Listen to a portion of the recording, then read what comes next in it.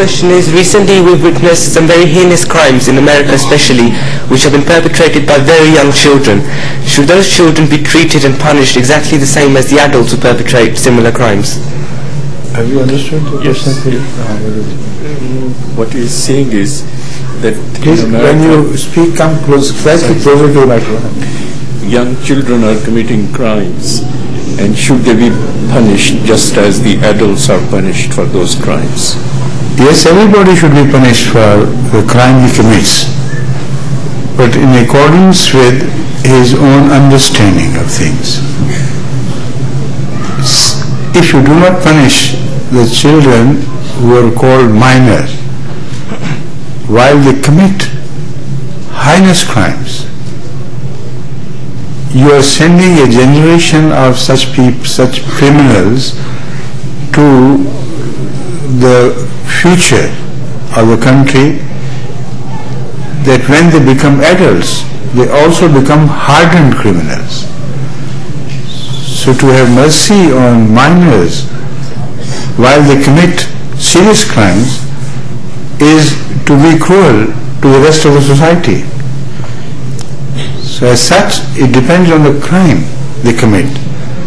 Small things can be, of course, ignored according to their state of mind, but serious crimes must not be ignored. Thank you. This boy has taken 9 A stars in GCSE. Now listen a minute, come back to the microphone. And he gives a lot of time to Jamaat. Do you give a lot of time to the service of Jamaat? As much as I can, Hazur. You do.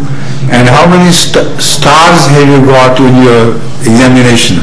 9 by the grace of Allah. 9 A's. Stars. 9 A stars. This is what I wanted to show to the rest, that I have come to register the fact that all Ahmadi boys and girls who did not care for their studies in the sense that their service to the Jamaat would interfere with their studies, so they continued to serve the cause of the Jamaat and also naturally paid attention to their studies.